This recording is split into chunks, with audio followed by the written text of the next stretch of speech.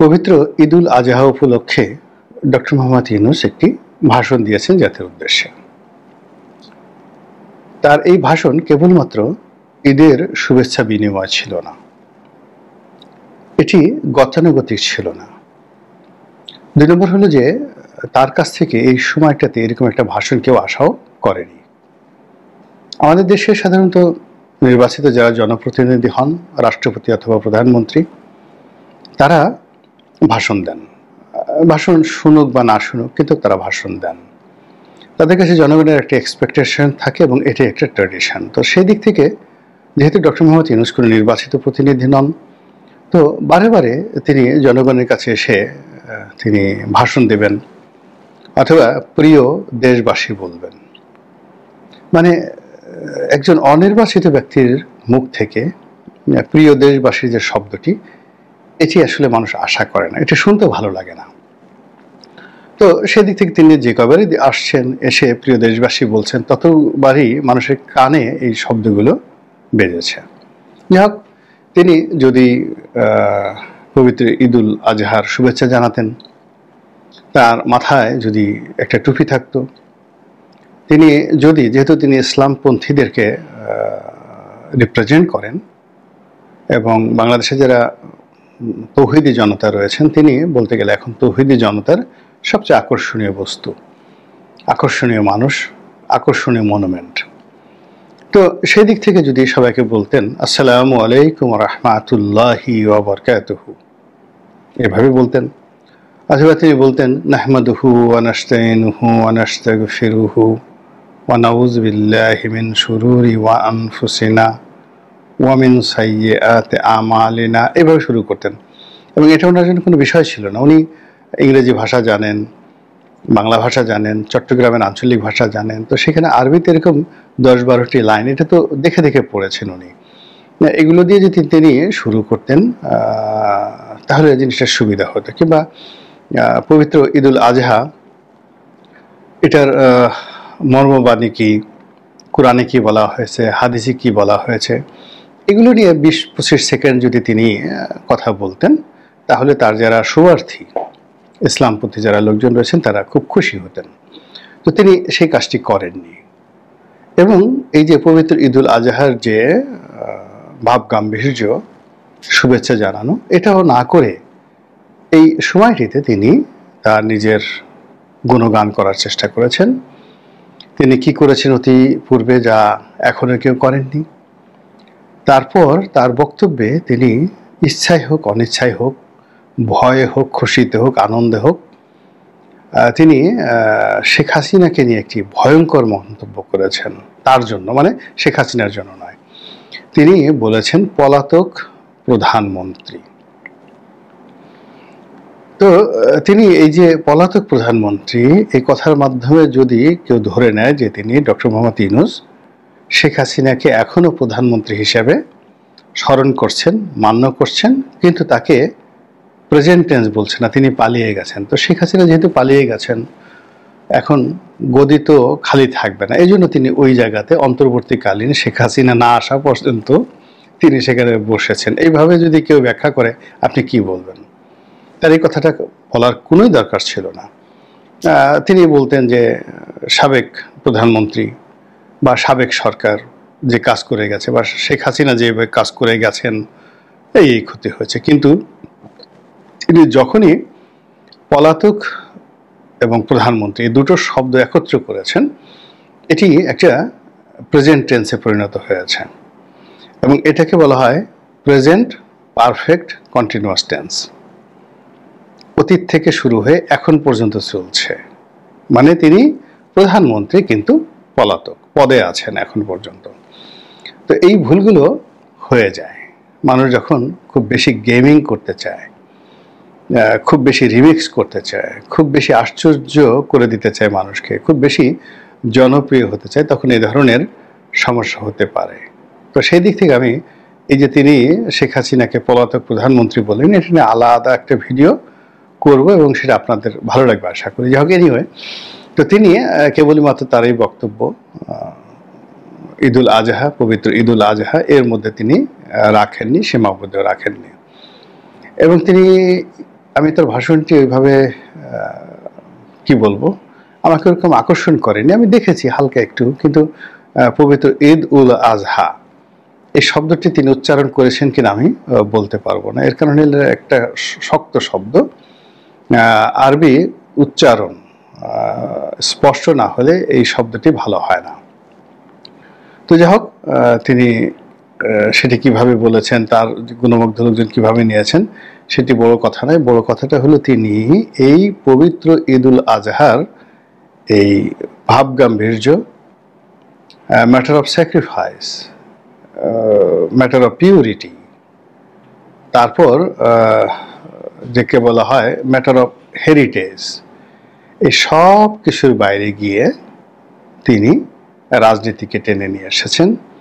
আত্মতৃষ্টি এবং যে সন্তুষ্টি, এটিকে তিনি সামনে নিয়ে এসেছেন। এবং এখানে রাজনীতির তুরুপের তাসগুলো নিয়ে তিনি যেভাবে ট্রাম্প কার্ড ছুঁড়েছেন, ফলে তার এই ভাষণটি একটা নাতি দীর্ঘ ভাষণে পরিণত হয়ে গেছে। সেই যে বিখ্যাত গেটিসবার্গ বক্তব্য দিয়েছিলেন আব্রাহাম লিঙ্কন, আমাদের ইউনূস সাহেব কথা বলতে এত পছন্দ করেন, এবং তিনি যদি মার্কিন পার্লামেন্টে এভাবে সময় পেতেন, ব্রিটিশ পার্লামেন্টের সময় পেতেন, এই দুটো পার্লামেন্ট তো বিখ্যাত, এবং তাকে যদি বলা হতো যে আপনি গেটিসবার্গ বক্তব্যের যে রেকর্ডের ভেঙে ফেলেন, ইংরেজিতে বলেন বা বাংলায় বলেন, তিনি কিন্তু সেটা ভেঙে ফেলতে পারতেন। তার কথা বলার, বিশেষ করে ইংরেজিতে কথা বলার যে আগ্রহ, আর সাদা চামড়া মানুষদেরকে দেখলে তার মনের মধ্যে যে আনন্দ হয়, বিদেশিদের সামনে কথা বলতে তিনি যে স্বাচ্ছন্দ্য অনুভব করেন, ওটা সাধারণত আমাদের সঙ্গে কথা বলতে তিনি স্বাচ্ছন্দ্য অনুভব করেন না। আমাদেরকে দেখলেই তার মেজাজ গরম হয়ে যায়। এর কারণ হলো যে আমরা এই 10 মাসে তাকে বাংলাদেশের কোনো সাংবাদিকদের সঙ্গে ওইভাবে পাবলিকলি তাদেরকে যে প্রেস অ্যান্ড মিডিয়া, এটা মোকাবেলা করতে দেখিনি। তিনি নুরুল কবির সাহেবের সঙ্গে কথা বলেছেন, মতিউর রহমান সাহেবের সঙ্গে কথা বলেছেন, তারপর মাহফুজ আনাম সাহেবের সঙ্গে কথা বলেছেন ডেইলি স্টারে। তো ডেইলি স্টার, প্রথম আলো, নিউ এজ, মানে ক্যাটাগরিক্যালি এদেরকে, এই 3 জনকে তিনি ধরে নিয়েছেন যে না, এরা সাদা চামড়া না হলেও সাদা চামড়ার মতোই, আর এরা বাংলাদেশে একেবারে টপ অফ দ্য লেভেল সব দিক থেকে। ফলে এদের সাথে ব্যবসা বাণিজ্য না করা গেলেও কথাবার্তা বলা যাবে আর কি। তো যাই হোক, এনিওয়ে, তো সেই ডক্টর মোহাম্মদ ইউনূস তার যে বক্তব্য দিয়েছেন, সেই বক্তব্যে তিনি অসাধারণ কতগুলো কৌশল অবলম্বন করেছেন। তার সেই বক্তব্যের মধ্যে আন্তরিকতা ছিল না, সততা ছিল না, ডিভোশন টু দ্য নেশন এটা ছিল না। কেবলই মাত্র এখানে চাণক্য নীতি তিনি প্রয়োগ করেছিলেন। কেন করেছিলেন, কিভাবে করেছিলেন, সেই বিষয়গুলো বলবো। ফার্স্ট থিং হলো যে এখানে বিএনপি একেবারে রেজিস্ট অবস্থায় আছে, ডিসেম্বরের মধ্যে নির্বাচন হতে হবে। আর ডিসেম্বরের মধ্যে যদি নির্বাচনের ব্যাপারে সরকার গুরুত্বপূর্ণ ভূমিকা পালন না করে বা সিদ্ধান্ত না নেয়, সেক্ষেত্রে বিএনপি নিজেরাই শিডিউল ঘোষণা করে নির্বাচন অনুষ্ঠানের আয়োজন করবে, যেভাবে মেয়র ইশরাক সাহেব ঢাকার মেয়র পদে বসার জন্য সিদ্ধান্ত নিয়ে ফেলেছেন। এবং তিনি নিজে নিজে শপথ পড়বেন, তারপরে চেয়ার বসবেন, এবং ওখানে কিভাবে টোটাল একটা বিপ্লবী সরকারের আদলে একটা বিপ্লবী ঢাকার দক্ষিণ সিটি কর্পোরেশন তিনি পরিচালনা করবেন, সেটা একটা মাস্টার প্ল্যান তিনি যেভাবেই করেছেন। তার যে দল বিএনপি, তারাও বসেনি, তারাও ডক্টর মোহাম্মদ ইউনূসের সঙ্গে টেক্কা দিয়ে, চ্যালেঞ্জ জানিয়ে তারা নিজেরা সেই নির্বাচনের শিডিউল ঘোষণা করে, সেই শিডিউলের অনুযায়ী তাদের যারা রাজনৈতিক বন্ধুবান্ধব রয়েছে, দল রয়েছে, সহযোগী রয়েছে, তাদেরকে নিয়ে তারা একটা ইউনিক নির্বাচন আয়োজন করবেন। এর ফলে ডক্টর মোহাম্মদ ইউনূসের কোনো অস্তিত্ব থাকবে না। এটা ডিসেম্বর ডেডলাইন। এবং সেখানে দলের যে শীর্ষ নেতা জনাব তারেক রহমান, তিনিও অত্যন্ত কঠোর হস্তে বললাম এই কারণে যে তিনি ডিসেম্বরের মধ্যে নির্বাচন হতে হবে এই কথা বলার জন্যে, ঘোষণা দেওয়ার জন্যে তিনি তার কণ্ঠের সর্বোচ্চ শক্তি প্রয়োগ করেছেন। কণ্ঠে খুব জোরে জোরে তিনি কথা বলেছেন। 2 নম্বর হলে কথা বলতে গিয়ে তিনি তার যে পেশি, মুখের পেশি, এগুলোকে ইতিহাসের মধ্যে সবচেয়ে বেশি শক্ত করে ফেলেছেন। এবং কথা বলতে গিয়ে, জনগণকে উত্তেজিত করতে গিয়ে তিনি তার হাতকে প্রসারিত করে একেবারে আকাশের দিকে উঠিয়ে ফেলেছিলেন এবং 2 হাত আঙুল উঁচা করে।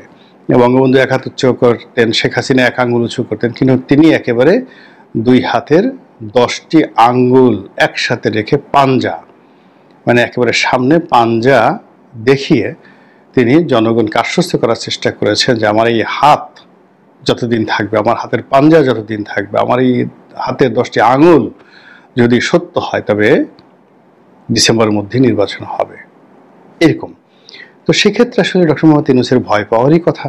এত বড় একটা রাজনৈতিক দল, তিনি ভয় পেয়েছেনও বটে, এবং সেই ভয় পেয়ে তিনি বিএনপির দাবিটা না মেনে বিএনপিকে এটা টান দিয়েছেন, আর নিজেও তার যে অবস্থান থেকে সরে এসেছেন। তো তার যে ডিসেম্বর থেকে জুনের মধ্যে যে একটা অনির্দিষ্ট অস্পষ্ট ভাষণ দিয়ে তিনি যেভাবে মানুষকে বিভ্রান্ত করেছেন, ঠিক সেই জায়গা থেকে নেমে এসে তিনি এখন ডিসেম্বর মাসের 9,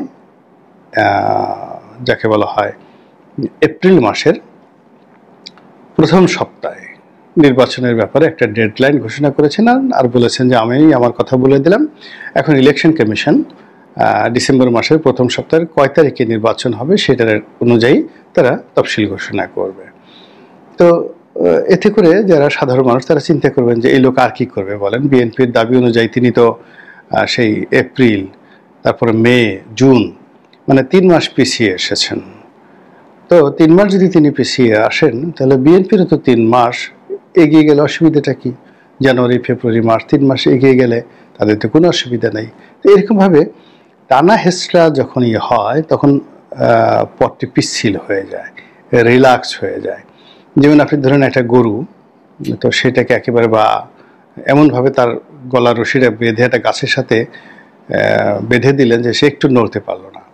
কিন্তু দুটো গাছের সঙ্গে যদি আপনি দুটো দড়ি বাঁধেন এবং অন্ততপক্ষে আরও 10-20 গজ তাকে একটা রিল্যাক্স দিয়ে দেন, তাহলে গরুটা কিন্তু ডানে যাবে, বামে যাবে, সামনে যাবে, পেছনে যাবে, আপনাকে গুঁতো মারতে আসবে। মানুষের জীবনে যদি আপনি কোনো একটা পথকে মসৃণ না করে পিচ্ছিল করে দেন, কলা গাছে যেভাবে তেল মেখে বানরের যে কলা গাছ ওঠানোর মতো অবস্থা তৈরি করতে চান, তখন সেখানে আপনি এরকম ঢিলা ঢালা কথাবার্তা বলবেন। একবার সামনে আসবেন, একবার পেছনে যাবেন, একবার উত্তরে যাবেন, একবার দক্ষিণে যাবেন, এবং এই কাজগুলো করার ফলে কি হচ্ছে যে একটা এলাস্টিসিটি থাকে সমাজের। সেই আপনারা দেখছেন রাবারের একটা সংকোচন এবং প্রসারণ শক্তি থাকে।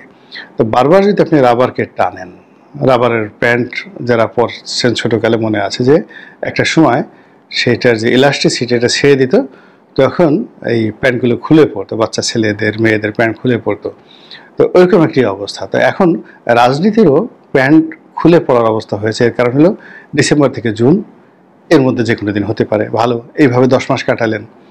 এখন বাকি 4-5 মাস যদি আপনি সেই এপ্রিল মাসের এই সময়টার মধ্যে কাটিয়ে ফেলেন, আর এপ্রিল মাসের মধ্যে যদি কোনো ঠাডা পড়ে, মানে বজ্রপাত হয়, তারপর শেষে কোনো কালবৈশাখীর ঘূর্ণিঝড় হয়, অন্য কোনো সমস্যা হয়, তাহলে আপনি 2-4 মাস আপনি পিছিয়ে দিতেই পারেন। জাতির কাছে সে কথা বলতে আপনার কোনো অসুবিধা হবে না। কিন্তু এর মধ্যে যেটা হবে যে এই যে বিএনপি তার ডিসেম্বরের দাবি থেকে যদি সে মানে ঘূর্ণাক্ষরে জানুয়ারি পর্যন্ত যায়, তাহলে বিএনপির সর্বনাশ। তো এটা কেবলই মাত্র একটা অনেস্ট ঘোষণা নয়, এটা সুন্দর নির্বাচন অনুষ্ঠান করার একটা প্রক্রিয়া নয়, বা সুন্দর একটি নির্বাচন করে একটা গণতান্ত্রিক বিধি ব্যবস্থা প্রতিষ্ঠা করার জন্য একটা অক্লান্ত পরিশ্রম লব্ধ চেষ্টা নয়। এটি ডিপ্লোম্যাসি, এটি চাণক্য নীতি, এটিকে আর কি বলতে পারেন, ম্যাকিয়াভেলির থিওরি। এবং সে অনুযায়ী তিনি এই কাজটি করেছেন, এবং এই কাজটি এমন একটা সময় করেছেন, সেটা হলো এই পবিত্র ঈদুল আজহার বক্তব্য দেওয়ার সময় কাজটি করেছেন। ফলে মানুষের যে ব্যস্ততা, এবং সামনে আমি যখন এই ভিডিওটি করছি তখন পবিত্র ঈদুল আজহার যে লম্বা ছুটি, ঐতিহাসিক 10 দিন ছুটি জাতি ভোগ করছে, এবং এই সময়টার মধ্যে আবার তিনি ইংল্যান্ডে চলে যাচ্ছেন। তার সময় এই ভাষণটা দেওয়া, ইতিমধ্যে ভাষণটা দেওয়া, সব মিলিয়ে একটা জটিল পরিস্থিতি তৈরি করে ফেলেছে। এবং আরও একটা আশ্চর্য ব্যাপার